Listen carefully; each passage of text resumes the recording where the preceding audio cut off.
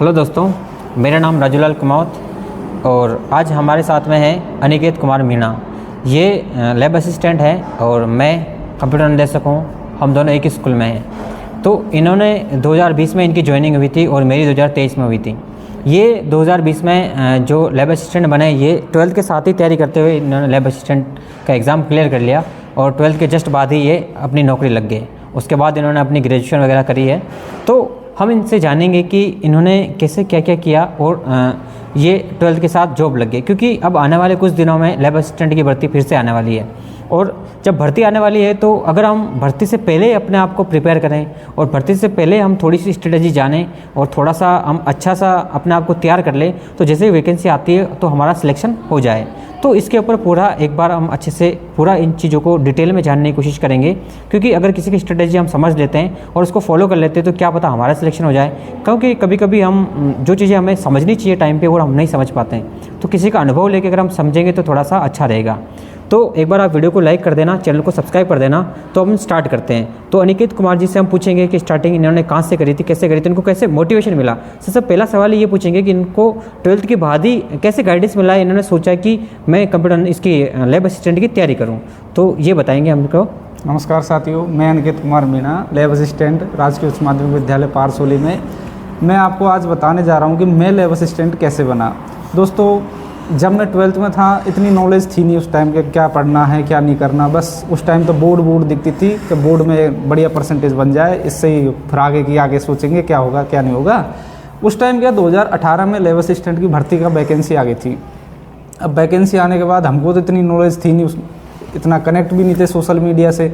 अब पापा मेरे गवर्नमेंट जॉब में थे, उन्होंने ही बताया था मुझे कि बेटा ये वाली वैकेंसी आई है, तेरे साइंस से है और 12th पास ही इसकी क्वालिफ़िकेशन है, तो इसकी तैयारी कर ले। तो मैंने भी सोचा मैंने कि कर ही लेते हैं तैयारी, होगा जो देखा जाएगा। उसमें ज़्यादा इतना मेरा उस टाइम लोड था नहीं, पर हो जाएगा तो ठीक, ना होगा तो भी ठीक, अपना क्या है आगे कर रहे हैं। अभी तक ग्रेजुएशन है, मास्टर ग्रेजुएशन करी मैंने जॉब लगने के बाद ही, MSc जूलॉजी से कर रखी है। दोस्तों, फिर मैंने किया क्या कि पर्टिकुलर हर सब्जेक्ट को एक टाइम दिया कि 1.5 घंटे में बायो पढ़ता था, 1.5 घंटे में फिजिक्स पढ़ता था और 1.5 घंटे में केमिस्ट्री पढ़ता था, 2 घंटे में जीके पढ़ता था। क्योंकि जीके उस टाइम मेरी बहुत ही वीक थी, कुछ ही नहीं पढ़ा। अगर हमारे आर्ट्स होती तो चलो थोड़ा बहुत टच तो होता, साइंस वाले बच्चे की ये चीज़ तो टच ही नहीं होती, बिल्कुल नहीं। आर्ट्स में तो चलो हम ज्योग्राफी है, हिस्ट्री वगैरह ये सारी चीज़ें पढ़ते रहते हैं, पर साइंस वाले बच्चा कहाँ से पढ़ेगा। 10वीं तक तो चलो सामाजिक ज्ञान पढ़ते, 10वीं बाद तो पढ़ ही नहीं पाते। और स्कूल में कौन याद रखता है, स्कूल में कौन याद हम स्कूल में बच्चों को पढ़ाते हैं जो वो पढ़ते ही नहीं हो, कहते हैं सर क्या पढ़ा रहे हो। हाँ। और बस तो वो चाहते हैं कि बस कैसे कैसे टाइम निकल जाए।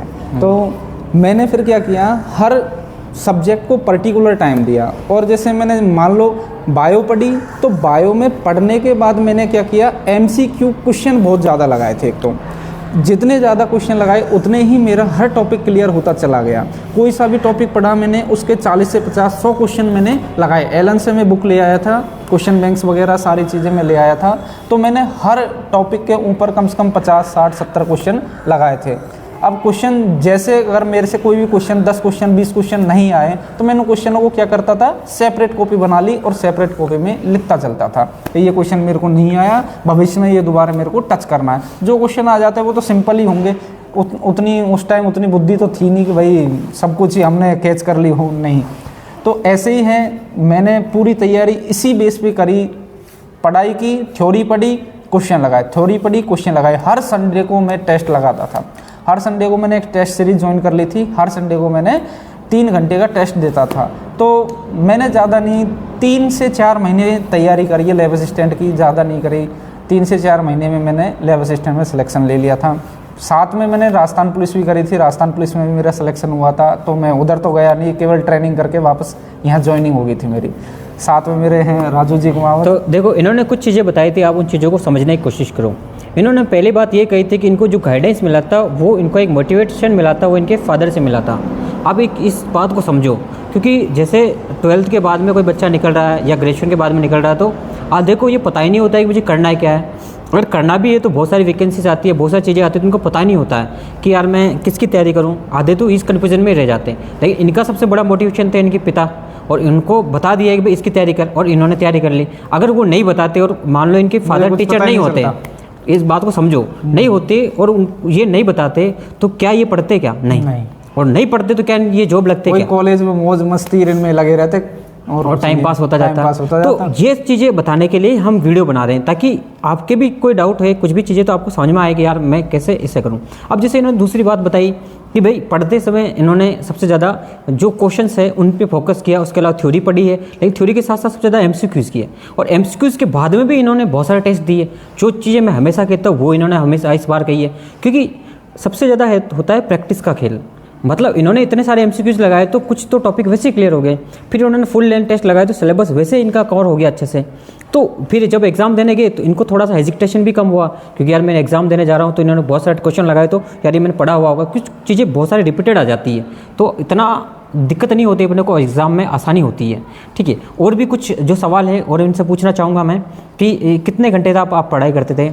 देखो मैं ज़्यादा तो नहीं, 6-7 घंटे की पढ़ाई करी थी मैंने, ज़्यादा नहीं करी, पर मैंने क्वेश्चन से मतलब वो जैसे पढ़ने के बाद मैंने क्वेश्चन बहुत ज़्यादा लगाए थे।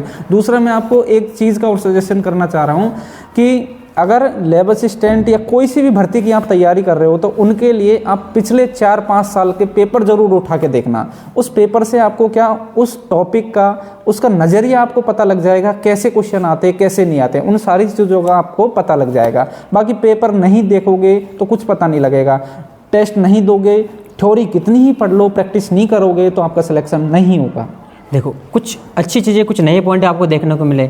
जो प्रीवियस ईयर का एनालिसिस होता है जो वो हमेशा बेनिफिशियल होता है, क्योंकि उससे ये अनुमान लगता है कि किस सब्जेक्ट से, किस टॉपिक से कितने प्रश्न आएंगे और किस टॉपिक से किस लेवल तक के प्रश्न आएंगे, उस लेवल का अनुमान लगता है। और लेवल का अनुमान लगाना यही सबसे एक राइट स्ट्रेटजी होती है, क्योंकि जब अपने को सब कुछ पहले से पता होता है कि यार इस रास्ते अपने को जाना है, यहाँ से मुझे चित्तौड़ जाना है और ये हाईवे सीधा जा रहा है तो मैं इस पर चला जाऊँगा, लेकिन अगर मुझे पता ही नहीं होता है कि मैं चित्तौड़ जाना है और कौन सा हाईवे है तो मैं कैसे जाऊँगा। तो सबसे पहले है ना अपने को रास्ता चूज़ करना होता है, तो उसके लिए हमें सबसे पहले प्रीवियस ईयर में जाना ही पड़ेगा, तभी अपना सिलेक्शन होगा।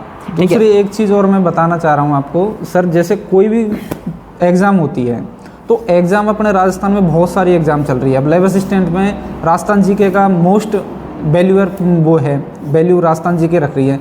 तो आप क्या करना, कोई भी पेपर लग रहा है, जैसे अभी असिस्टेंट प्रोफेसर का पेपर लगा है तो उसके राजस्थान जीके के क्वेश्चन लगा लेना।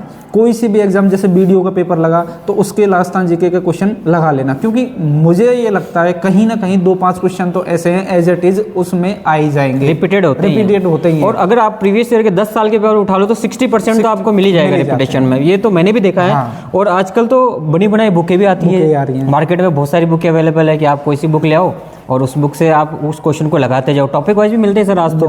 बिल्कुल आज तो थ्योरी के लिए मैं आपको सजेस्ट करूंगा लैब असिस्टेंट में NCERT।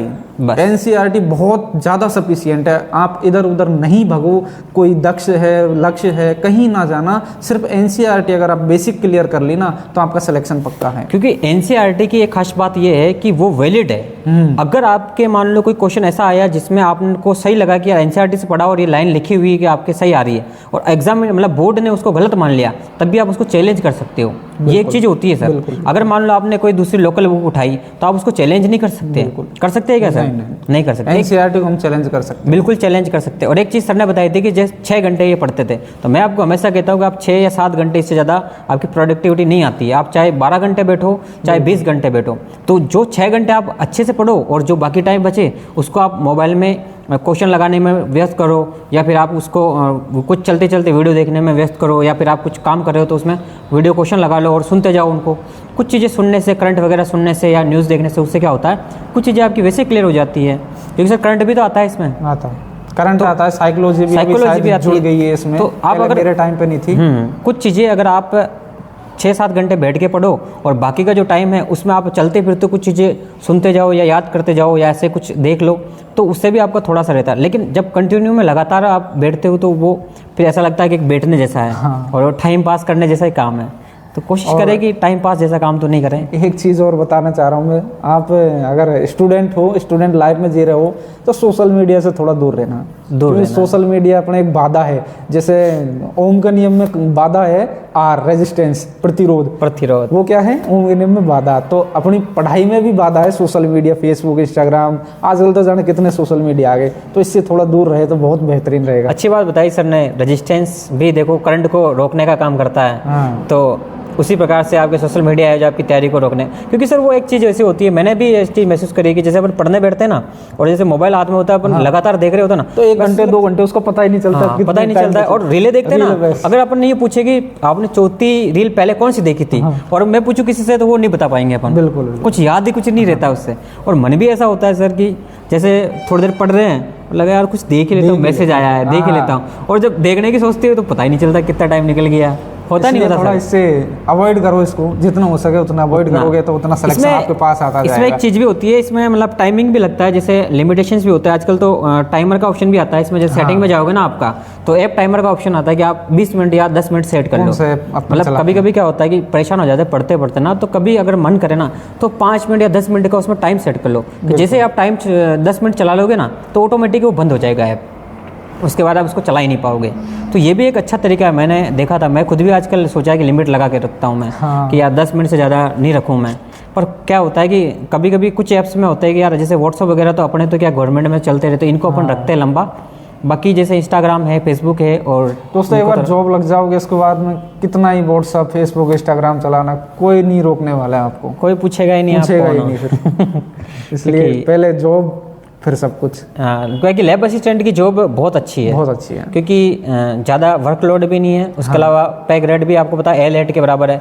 कंप्यूटर अनुदेशक और ये दोनों का जो पे ग्रेड है वो सेम ही है, ज़्यादा फर्क नहीं है, कुछ भी फर्क नहीं है। एक बार हम सैलरी की वीडियो भी बना देंगे, कितनी क्या सैलरी की, बाकी कंप्यूटर अनुदेशक की जो मैंने बना रखी है सैलरी स्लिप आज डाली मैंने, तो वो देखना, उसमें आपकी और सबकी सैलरी सेम ही होती है प्रोबेशन के अंदर, बिल्कुल ज़्यादा फर्क कुछ नहीं आता है, तो वो भी देखना। और कोई सवाल है जैसे तैयारी से रिलेटेड तो आप और पूछना, बाकी मुझे कुछ दिमाग में आ नहीं रहा, अभी आ जाए तो और सर से पूछ लूँ मैं कि देखो अब जो तैयारी करता है ना उसी को तो लगता है, क्योंकि हम अब निकल गए, जो हमारे पुराने सवाल थे हम तो उन लोगों से पूछ लेते थे, कोई जो तैयारी कर चुका होता था उससे। बिल्कुल ठीक है।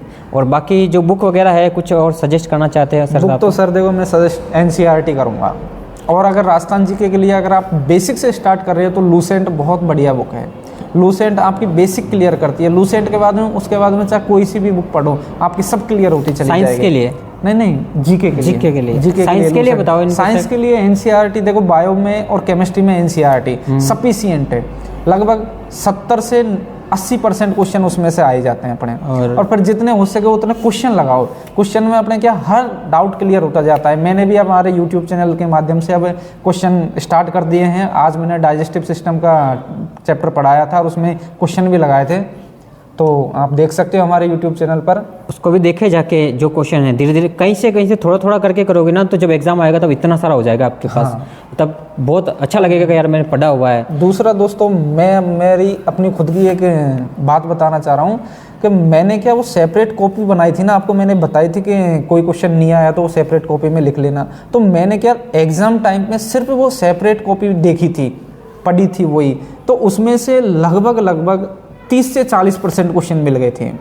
मेरे को बहुत बेनिफिट मिला उस चीज़ से। उसका फायदा ये रहना सर, क्योंकि इजी वाले तो आपको वैसे आते थे, और डिफिकल्ट चीज़ें रही थी जो आपने नोट डाउन करी उसको आप पढ़ के चले गए, तो वो आपको वहाँ जाके समझ में आ गया, यार साथ में पढ़ के रेगुलर उसी को पढ़ रहे हो तो वो अपना भी आएगी सर, क्यों नहीं आएगी। दूसरा एक बच्चों को एक डाउट और रहता है कि कोई क्वेश्चन आ गया उसमें क्या, मेरे भी ये बहुत ज़्यादा रहा था कि 2 ऑप्शन तो हटा देते हैं और फिर 2 ऑप्शन रहते हैं उनमें कंफ्यूज रहते हैं, तीसरा और चौथा। अब आजकल तो 5वां एक और आ गया। चलो 5 में तो कुछ नहीं, पर 2 ऑप्शन में हमेशा कंफ्यूजन रहता है कि यार वो क्यों रहता है, क्योंकि हमने वो क्लियर नहीं पढ़ा, तरीके से नहीं पढ़ा, इसलिए वो क्लियर हमें गलत होता है। तो हमेशा तुक्का फेंकते हैं, वो तुक्का तो गलत ही जाता है मेरा तो सबका गलत ही जाता है तुक्का, तो यार तुक्का किसका सही होता है। तो वो थोड़ा अपन अगर ध्यान से पढ़ेंगे तो वो चीज़ क्लियर हो जाएगी।